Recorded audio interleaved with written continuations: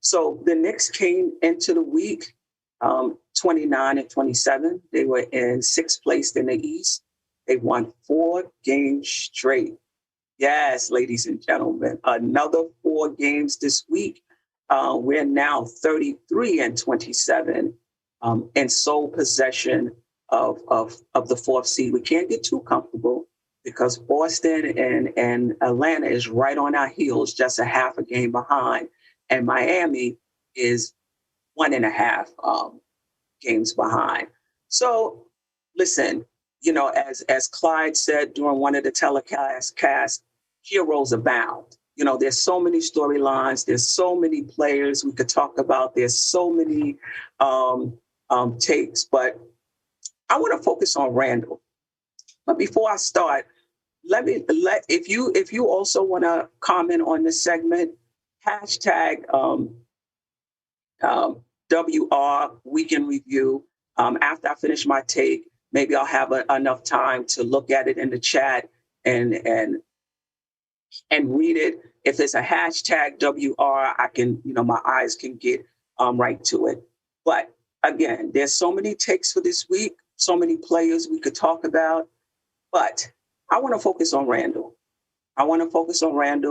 Randall is our best player.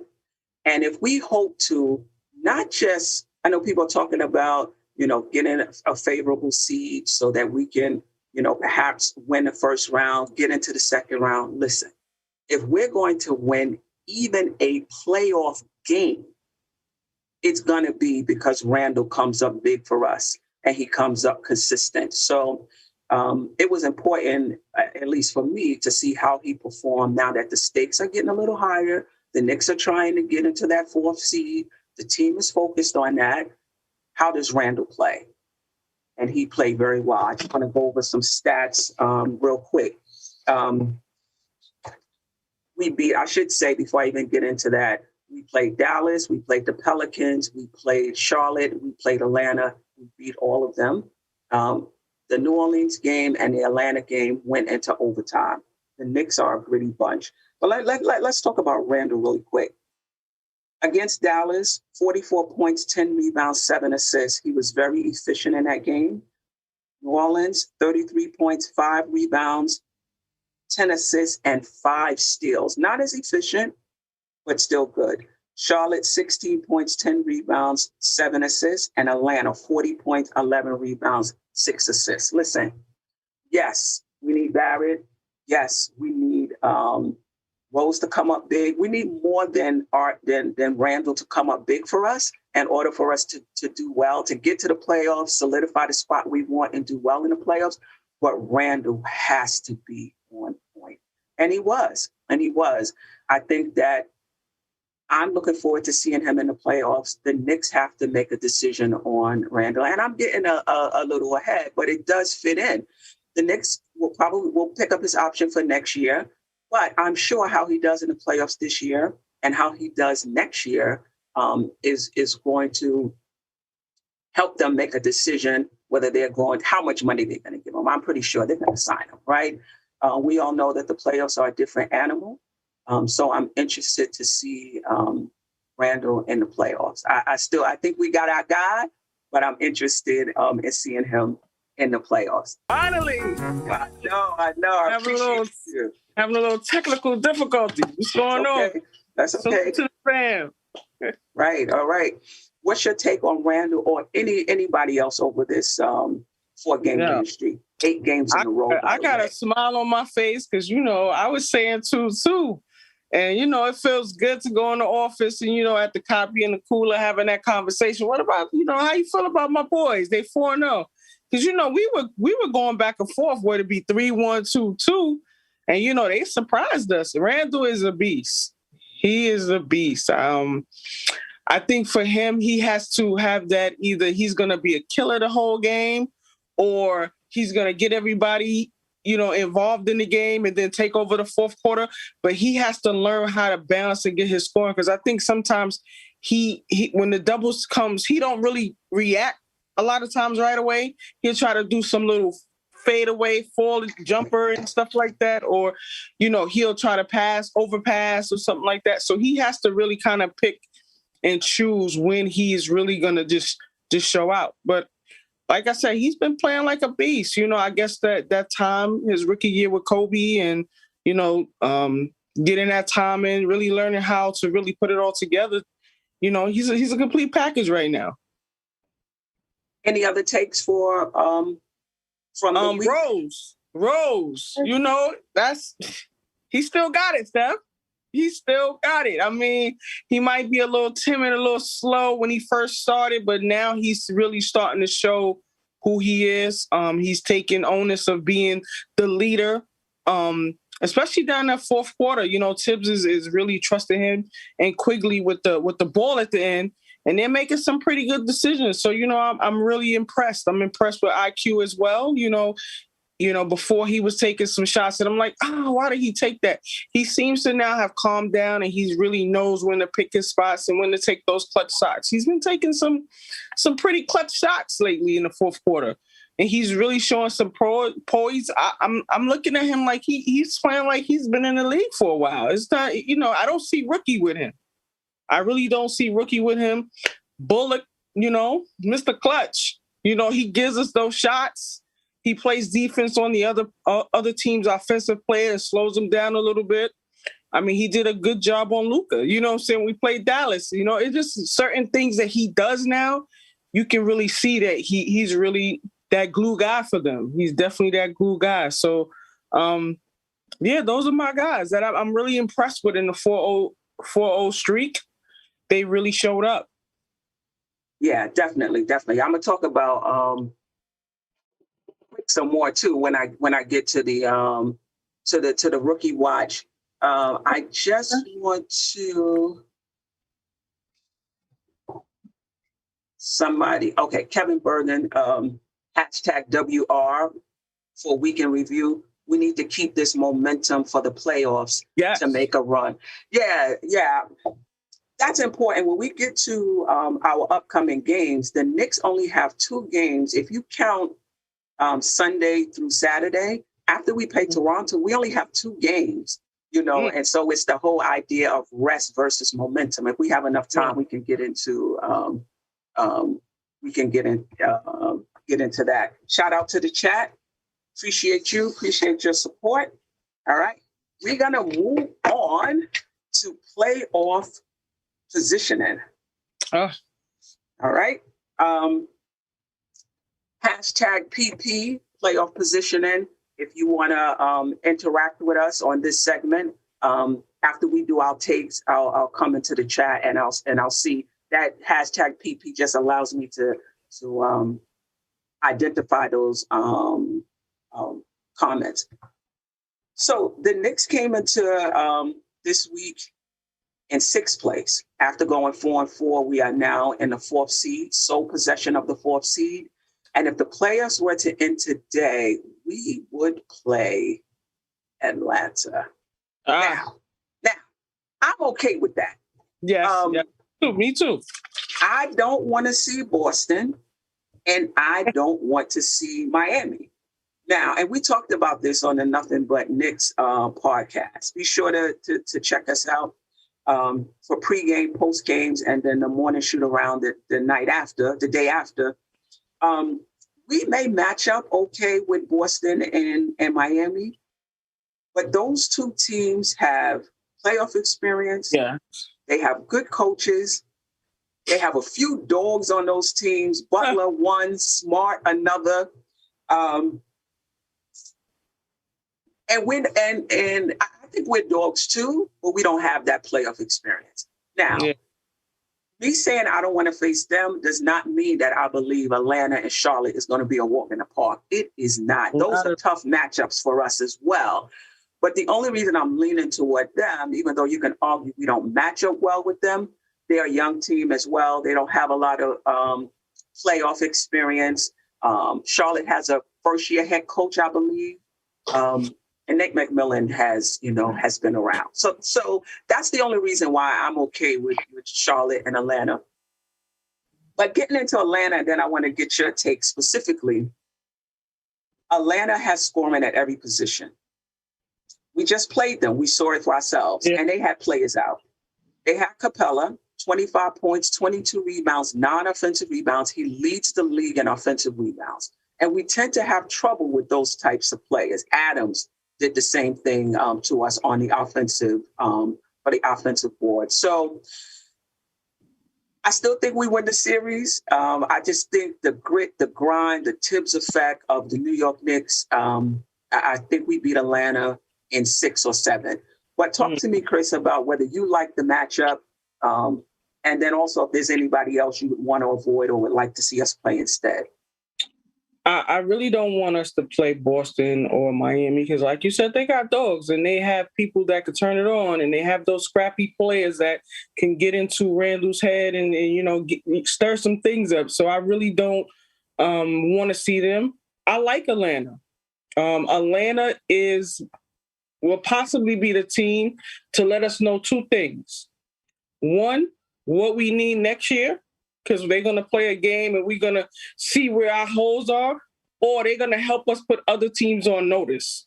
Because if we get past them, other teams are got to be fearful. They got to be fearful because we showed up and we beat them, so definitely is going to have teams, in the room, looking at some video, trying to see how they can stop us and things like that. So I think Atlanta, if we get them, will definitely tell us who we are, and definitely what we need going forward. So I kind of like that one. I like that matchup. Do you think we win the series? I think we do, but I think it's going to be a grind because, as we play them, Trey Burke, what can we do with him? What can we do with him? He had 21 points in almost halftime. You know what I'm saying? So if we can find a way to slow him down and, we just let everybody else kind of like get theirs, but I think we can beat them. I think we have the talent. I think we just have to tune in a little bit. I just hope that we don't go there and fall apart, just because we made it to the playoffs. Sometimes when you make it somewhere and then you get so excited that you're there, you forget everything that you did to get you there. Right. Yeah. Right. Let me just see what the chat is saying. Kevin Bergen, #PP. I know fans want favorable matchups. No team in the East scares me. We have a shot against anyone, in my opinion. We definitely have a shot against anyone, in my opinion. But we have to be realistic, too, Sometimes we take quarters off. And it's hard to get back. We scrap and fight to the end trying to get back, and sometimes it doesn't go in our favor. So if we go in with the mentality of we're going to play this 48 straight, then we're good. But, sometimes it happens. And like I said, I think Atlanta is going to be the team to tell us, either way, what we need for moving next year, or it's going to tell us how we're going to match up the rest of the playoffs. We move to round 2. Right. Shout out to Bagger James. Steph, we are a tough matchup for them too. Yes, we are. Yes, we are. And I actually understand the Boston-Miami argument as well. Like there's people on the Nothing But Knicks panel who Tony Crow wants Boston, not afraid of them. And I do think we match up talent-wise, position-wise. You can argue that even though the Knicks have not been in the playoffs to show it, that they have that playoff mentality now. And it's just a matter of the fact that they just haven't been in position to show it, right? Yeah. And so if you believe that, then definitely I could see us playing Miami and playing Boston and it being a dogfight, a 7-game series, if the Knicks have that same mentality. So I get it. I get it. I get it. So I don't know in the first round though. I don't know if I want to see them in the first round because I want us to get in and have that experience, that experience of being in the playoffs and make it around 2. Because when the last time we made it, past the first round, that's it for me. Just getting past the first round and then seeing how we match up once we got there. Because we already went through the trenches of getting past the first round. So now we here and we got to either show we're going to stay or, we're going to take our ball and go home, Right. So that's how I feel about it. Right. Josh, a.k.a. Uncle Fulio, I had Boston and Miami in the same pretty much not wanting to play either one of them. But he said, I'd rather play Boston than Miami easily. Yes. If you made me choose, I'm going with Boston. One thing about Miami, they switch it up defensively, and that's something that I wish Tick would do. But they play that D though, Stephanie. They play awesome D. They do. We not ready because we already crying over this little ticky-tack fast. So I can only imagine how that game is going to go. Right, but what I'm saying is defensively, they mix it up. They'll come and do something that you haven't seen all season, because they're playing for that particular team, right? So this is the playoff picture. If the playoffs ended today, you see we're in 4. We would play Atlanta. Milwaukee would play Boston. I think that would be that's going to be a good one. Seed. Yeah. And then Philly, the number 1 seed, and Brooklyn, the number 2 seed, would then wait for the winners of the play-in. If they're healthy, if the Nets is healthy, that's going to be a good one. Right. Josh, the zone defense is definitely for us. Yeah, hopefully we get better. We've been seeing it pretty much off and on the entire season, so I'm hopeful. Yeah, we're gonna see that. We're gonna see that zone in the playoffs. We're definitely gonna see, because teams know that we have a little issues with it. It takes a minute to figure out what we're doing in our placement in it. Right. And we're getting better. We're getting better slowly over the course of the year, but we got to move that ball faster. Yeah. We hold it, and you're allowing the defense, as Sim said, to reset. And that's true. Hashtag PP from A-Train. Besides Miami, we also need to beat the ref. They're the third team on the court. We just need to keep our cool. As long as we don't get that young lady we had in the beginning, because she is not calling anything. I wonder if she's done a game after those 2. I don't know, but it was tough. It was tough. Yeah. All right, we're going to move to our next segment, thumbs up, thumbs down. And, it's not about a particular player.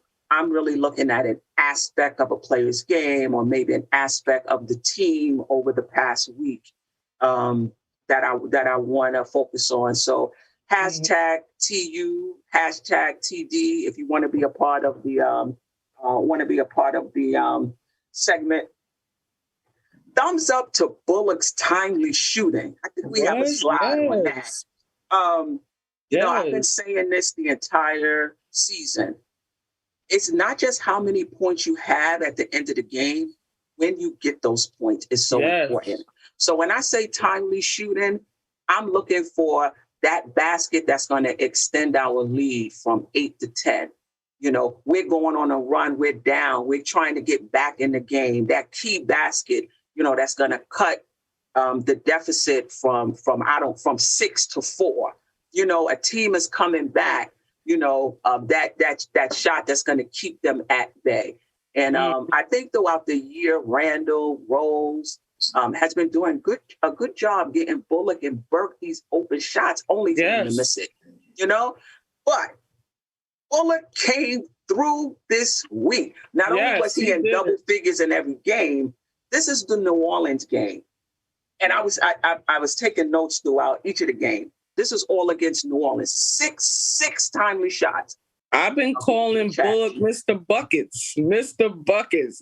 Defense. Because like I said, he gets those quality shots up.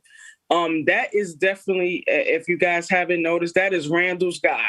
When Randall is in a bind, he looks for him all the time and he knocks it down.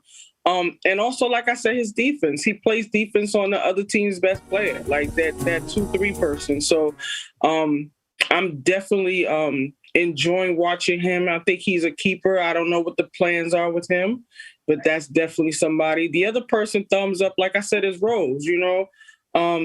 He's definitely playing a leadership role. We didn't know what we was going to get when he came. He had traveled a couple teams and he was playing subpar ball and everything, but he seems to actually in Tibbs' system, he seems to do well. And I'm excited about the fact that he's doing well in Tibbs' system. And also you got to give a shout out to Taj. He's been holding it down. He's been holding it down. He's getting some quality shots, some quality blocks. He's playing defense, doing a little dirty work, and that's what we need. We need that. Like I said before, I'm the old school. I like that dirty player, that person that, not so much dirty, the physical, but get in there and get those hustle points and those rebounds and those blocks and things like that. And he's definitely been stepping up and doing that for us. And also, you got to give it to Noel too. He had double figures the other day, Right, and I was like, okay, that's something different we're seeing from you. Yeah, and definitely. I'm sorry, go ahead. And definitely getting them quality blocks. That block that he had at the basket, it really turned the game for us. It really turned the game for us. Right. And then also, Noel, I forgot what game it was. He hit 2 nice short jumpers. That's what I'm saying. That just opens. Okay. Yeah, then now his man has to play him closer, get a little more space in the lane. So if he could do that, that would be great. Saucy Thanos, I hope I pronounced that right, said thumbs way up for Bullock. That's Mr. Bucket. Right. D. Grails, Bullock is the secret weapon. Definitely. Definitely. Thumbs down. Now, let me just preface this by saying I'm not thumbing up a player. Like I said, it was Reggie Bullock's timely shooting that I was highlighting. And now that we go into the thumbs down, it's not the player himself. It's just an aspect of that player's game that I'm concerned about. Okay. And that is Peyton. Energy. His energy and his aggressiveness. Not Peyton himself. I know Peyton is polarizing. You either like him or you don't. Yeah, I happen to like what he brings. I understand he's not a great shooter. I understand he's probably not a starting point guard. I get all of that. It's not his fault, though, that him and Rose are the only point guards on the team, in my opinion, that can hold down that spot. I don't think Quick is ready, though he's getting better. And we've played Burke in that position, and sometimes it's been good for us, and sometimes it hasn't. So it's not his fault that Rose can't play 30 minutes, given his injury history, right? So, but his aggressiveness, one of the things that I liked about him was his aggressiveness, his energy. He's gonna go, he's gonna go to the basket. He's playing like he on fire. He has some energy. This past few games, he just has not looked the same. His energy hasn't looked the same to me. He's shooting shots, he's going to the basket, but it's almost like, whatever. He just doesn't seem as engaged or energized as I remember him being, up to this point. But what's your take on Elk, if you have one, this past week? Or if there's somebody else who you're concerned about? I like Peyton as a person, as you said. However, he's the same player. He doesn't seem like he's improved or he's gotten any better. He's still the same person. He's going to give you exactly what he has been given the whole time. He's going to play a little defense. He's going to get a couple steals. He's going to score a little bit. But however, he has not showed me that he has stepped in to really solidify his position. And it just kind of shows because Tibbs don't even trust him in the fourth quarter. You got a rookie playing ahead of you, and he even brought Frank out a couple times to play in the fourth quarter. It was when a couple people got in foul trouble. So that just kind of says something to me about, how they feel about Peyton. He's solid in some areas, but then the areas that we really need, especially with this run, he has to show us something. I don't know what it is, but something. Right. So you haven't really noticed the difference over the past week or so. Pretty much he's been the same. He's been the same. But I expected to come in and, drive to the basket and get an and one or something, or get a little quick, basket, that he passing by somebody, or, get a jump shot, but, something like that. I don't really expect him to do no more than that, because that's all he's been showing. Like, he's going to do this, a couple things for a minute, he's going to sit down because, he's not really, I don't really know. Like, I don't really know what, because I've seen so much for him when he played against us. So I feel like now that he's playing on our team, I'm looking for those things when he was with Orlando that he was killing us with. Right. You know what I'm saying? And I don't see that person. Maybe it's because he cut his hair off or something. I don't really know. They say, your hair is your power. So maybe he lost that when he cut that hair off. But I remember him playing us, and I used to hate matching up with him because he used to kill us. Right. Do you think, and this is for the chat also, could chime in, do you think with IQ getting better, Berg, if he does come back, shout out to Berg, hopefully everything is well. He missed all 4 games over this past week due to COVID protocol. Not sure what's going on. Due to HIPAA protocol, they can't tell us exactly, but hopefully he's doing well. If Berg is able to play coming back, IQ is doing better, do we need Peyton down the stretch and in the playoffs? I say we do, but what do you think we do. And what does the chat think? I think we do. I think regardless of the fact Tibbs has stuck with him. It's something that Tibbs see in him. Maybe he's not able to pull it out of him. I don't know, but it's something that he sees in him that keeps him at that starting point guard position. Now, it doesn't really matter who starts. It matters who closes, and that's something that he has not been able to do. And he has not closed our game. So I'm not really sure, what Tibbs' thinking is, but whatever it is, he's Tibbs' starting point guard. Mm-hmm. Yeah. Okay. All right. Yeah. Kevin Bergen, Peyton is just a solid career backup. That's it. Nothing more, nothing less.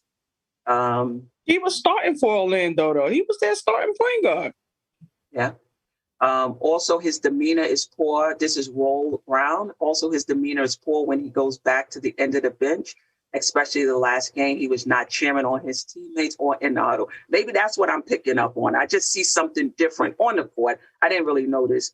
I didn't really notice that. He can start, but he's unplayable in crunch time. And Brooklyn Belly, we need Peyton. Yeah, I think all hands on deck. I mean, he's a tough defensive guard, though. When he has his defense on all cylinders, he's tough. He's tough. He plays. He does what Tibbs asks him to do defensively. The weakness is the offensive side because we don't really know what we're going to get from him from time to time, But you know what? I've seen other guards in this league who don't shoot well, but they do other things at such a high level that they bring more value to the team than Peyton is bringing. So, yeah. I know he's not shooting that well, but also his playmaking hasn't been great. Now, I don't know if it's just that, he's a better playmaker in an up-tempo than he is in a half-court game. But he does, somebody said in the chat, he has tunnel vision. I've noticed that a few times this week, and it's probably been that way all season. It's something that he's stuck because, he was in a bunch of talks to be traded, but, he stayed. So it just speaks that, he's doing something right in Tibbs' eyes because he's still here and he's still starting.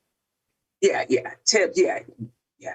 Like Tibbs is his own thing. Like there's a lot of things that Tibbs does that we don't quite get, we don't quite understand, but Tibbs is with them, game in and game out, going through the stats and what have you. So there's a reason why that's the case for sure. And part of it is probably that if you put him with that second unit, even though I think Rose would do well in the first unit, that's not the question. The question is then how would Peyton look in the second unit? I'm not too sure about that. All right, we are on to our fourth segment, the Rookie Watch. So I want to talk about quickly, obviously, our only two rookies, Quickly and Obi. I'll talk about Quickly first. This week, I don't have his stats. I thought I had it. But anyway, the first two games, he didn't play that well. I think the first game, he played under 10 minutes. The second game, he might have played 20 minutes, but he didn't shoot that well. Here we go. But he didn't shoot that well. Charlotte, he had 17 points. Atlanta, he had 20 points. But to me, it's not about the points. And I've said this from the beginning. Quickly, from the beginning of the season, scored points. It's how he's scoring his points that I'm impressed with. He's playing within the flow of the game. If he has the shot, he takes it. If he doesn't, he passes it on. There was a time in the, I want to say it was the New Orleans game. No, it was in the Charlotte game. He had 17 points in the first half. He had hit like 3 or 4 3-pointers, and the ball came to him again on the wing. And he passed it to Bullock, who was in the corner. Bullock took that shot and he hit that shot. But the fact that he passed it, lets me know that he's growing, right? That he's learning the game. He's thinking the game. It's not like, oh, I hit 3 in a row or I hit 4. I'm hot. Let me take this shot. No, I could take it because he could have took it. I mean, I think the defender was maybe a step off of him, but Bullock was more open, and he passed the ball to Bullock. And that just lets me know that the game is slowing down for him. He gets it. He's able to play within the flow of the offense. His defense is even getting a little better. So now I could say I'm impressed. I'm impressed with how he's been playing, especially over these past 4 games. And that wasn't always the case as far as I'm concerned. What's your thoughts on quickly over this past week? He's playing like a vet, like I said. I think this is definitely the Rose factor on him. He's picking his shots. He's not rushing it. I've noticed that he's not really chucking like he used to be. Like you said, he's thinking about it, the pass and thinking about the better shot and things like that. And, just finding his space. He's also not looking for the and ones like he was doing before. I think he's starting to kind of like come into his own. And the fact that he's playing a lot alongside Rose, I think is just a plus to him because he gets to kind of see how the game flows. And then when he has the conversation with Rose is going to be like, yeah, so you remember when this and this happened? I think that's what's really helping him is that the fact that he does have Rose there to help him out. Because like I said, I'm seeing some more maturity, especially with his shot selection. Right. No doubt about it. And Tibbs is on it. Yeah. The first few games, he played 6 minutes. I think that was the game we played Dallas, and Tim Hardaway, which was just eating him up, and Tibbs just felt like he was unplayable, and he just didn't play. And that's how Tibbs is. You playing well, you're going to get that shot, you're going to get that opportunity. If you're not, you're just not. Maybe next game will be your game. Yeah, you definitely got to play both sides of the ball with Tibbs. If you're not only on that offensive side and you getting burnt on the defensive side, he doesn't care if you have 17. You're going to come and sit down. And that's exactly what he showed him, Right. I want to talk about Obi. We don't have Obi's. I know. We didn't have Obi's stats because, quite frankly, it wasn't much. But what I want to talk about with Obi, I think how he's helping us is not showing in the box score. I think what he's doing for us is he's allowing Randall to get a little more rest. And just hear me out. When you're playing behind a superstar or you're trying to find your footing, when a coach puts you in, depending on your game, like quickly, can he hit some shots for us that's gonna help us? That's not Obi's job right now. It would be great, but that's not his job right now. His job right now is to go in there and not be a minus where we got to bring Randall right back into the game, right? And from what I'm seeing, he's doing that. He's making the right reads. He's getting the timely rebound. And you could say, look, he only had 2 rebounds. But if he doesn't get that rebound, that's an offensive rebound and a putback for the other team or another possession for the other team. Things begin to break down, right? So if he's coming in the game and he's not scoring, but yet you don't really notice him too much, he's doing what he's supposed to do so that the other players, can either hold the lead, extend the lead or whatever, then he's doing his job. Randall gets to rest a little bit. I know shout out to Isaiah said on one of the panels that Obi's defense is not that great, and that could very well be true, but the other team is not exploiting it. Yeah. Right? They're not exploiting it. So he gets a chance to kind of stay in the game, because trust and believe, he gets scored on once or twice, he's coming out the game. You give up an offensive rebound or two, you're coming out the game. His leash is already short, right? So that's my take on Obi. Let me know if I'm being too positive. Let me know if I'm searching and being too positive with Obi. On point with him. He seems to be playing a little better. I'm enjoying the maturity, because I think he's finally figured out what his job is. His job is in there, come play a little defense as much as he can and get some rebounds. And I think he got some... Don't mess it up.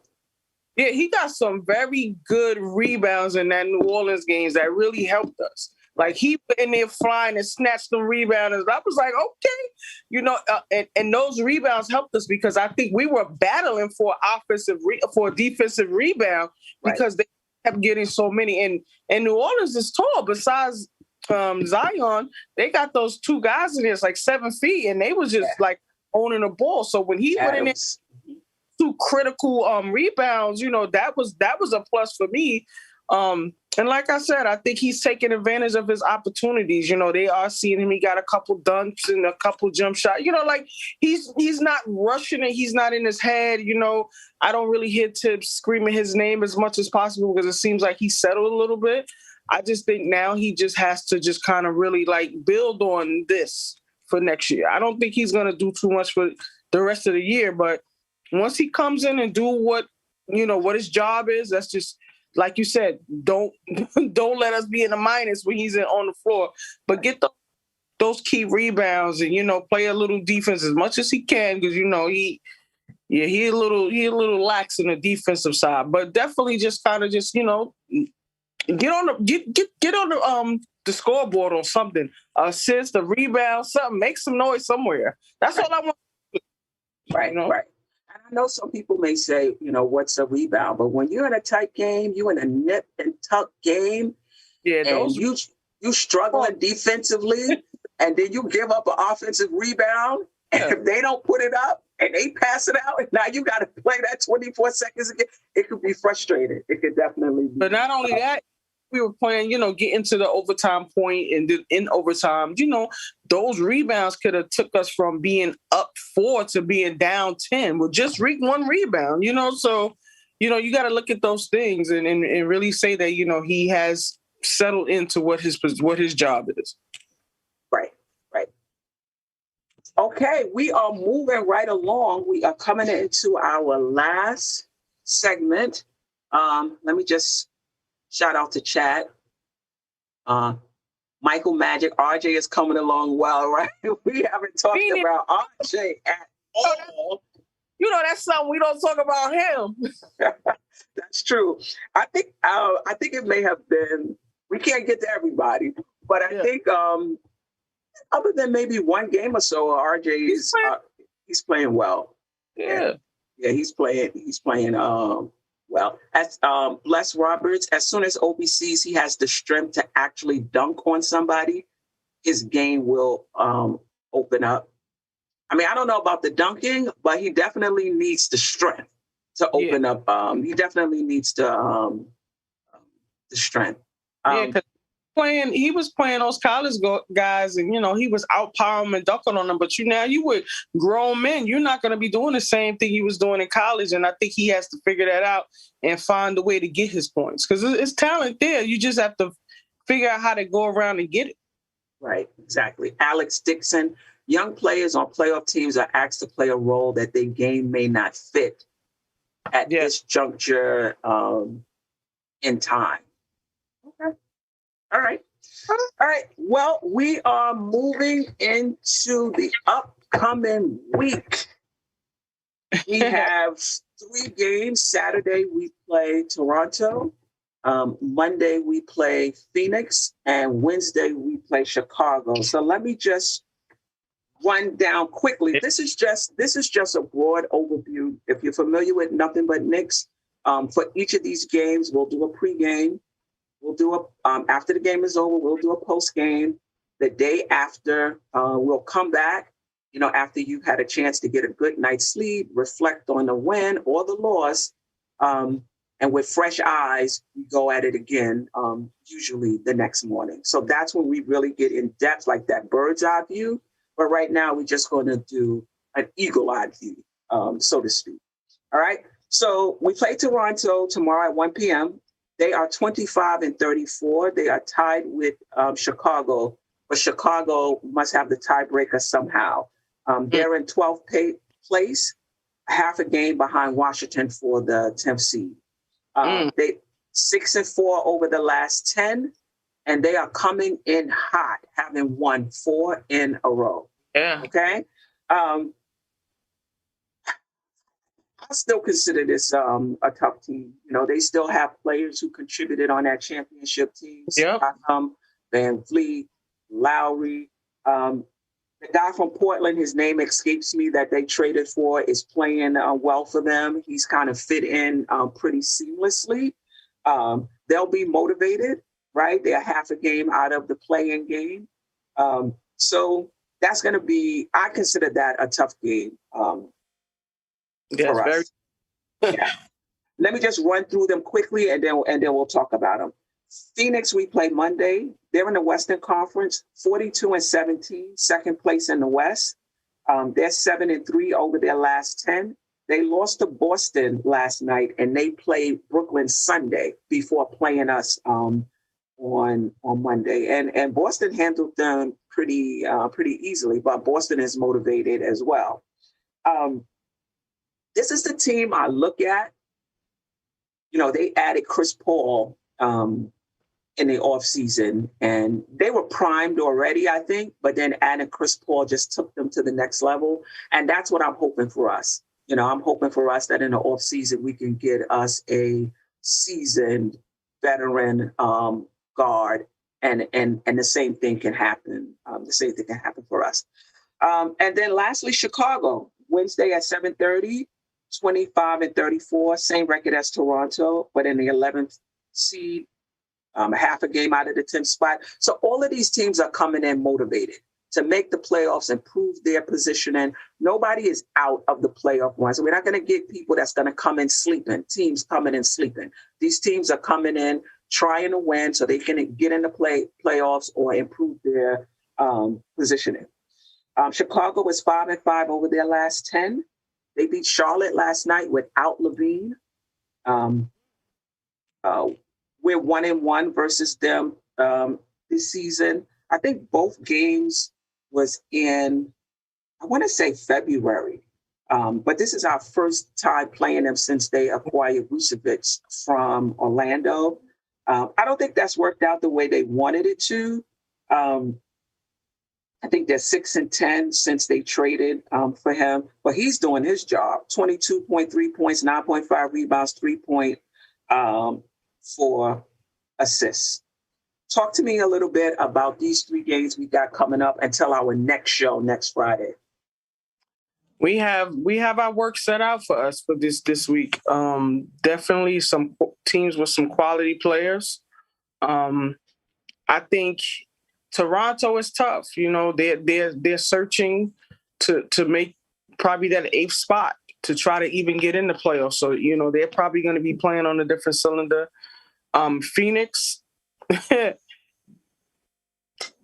have a lot of weapons, and we really have to bring our defensive game and our A game to that game. So I'm not sure. That's going to be a tough one. I was sitting here saying we were going to go 2-2 because I was like but they showed up. So if we show up, that's going to be a dogfight too. That's going to be a dogfight. And then Chicago, we played them early. They beat us. We beat them.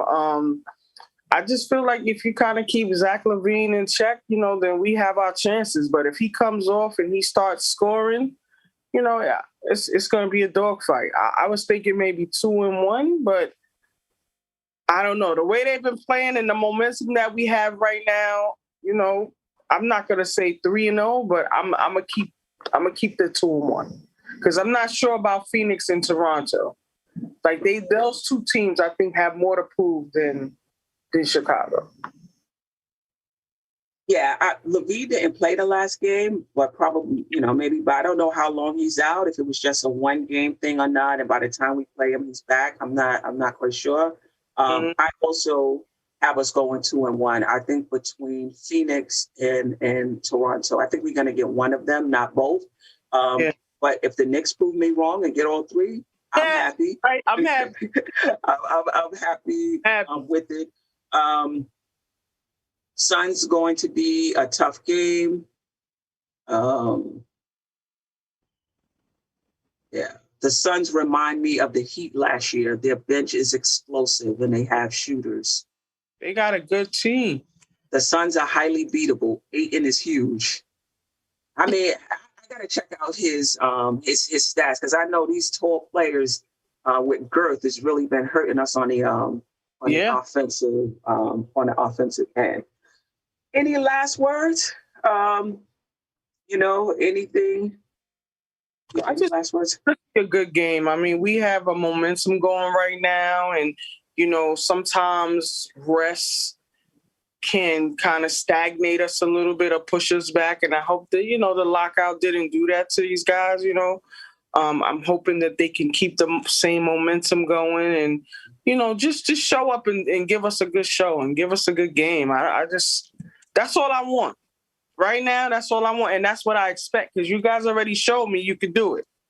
You know what I'm saying? You already showed us that y'all could go on a streak. Y'all could play a full 48, with intensity. So this is what I want to see going forward. I just hope that, they can keep that up. And like I said, I hope that, I understand why Tibbs wanted to give them some rest, but, I just hope that it doesn't kind of backfire us with the first game going back. Yeah, that's a good point. I mean, after we play Toronto Saturday, we play Monday and Wednesday, and then we don't play again until Sunday. What team can't use the rest at this point in the season? But you also wonder how much, that may impact our momentum, being off that long. We'll see. We'll see. I have us at 2-1. Again, thank you, everybody in the chat, everybody who showed up. I appreciate you. Be sure to, if you haven't subscribed already, be sure to do so.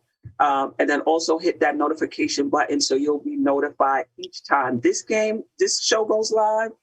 Josh, the Controversy goes live, and Simeon Russell's shows, pregame show, the postgame show, the morning shoot around. Shout out to all the MBK family of shows. And I got a topic for Josh for the Controversy. Should we give Randall the max? That's a good question. Or should we wait until the end of next year so that we see him in the playoffs, we see him all of next season or the majority of next season, so that we know what we really have? The Knicks have a decision to make. And I think the decision is just how much money they're going to sign him. I think that it's just how much money. So I'm just curious if the fans think we should max Randall or not. And if so, when? All right, Knick family. Thank you so much for tuning in. We'll see you next Friday. One love.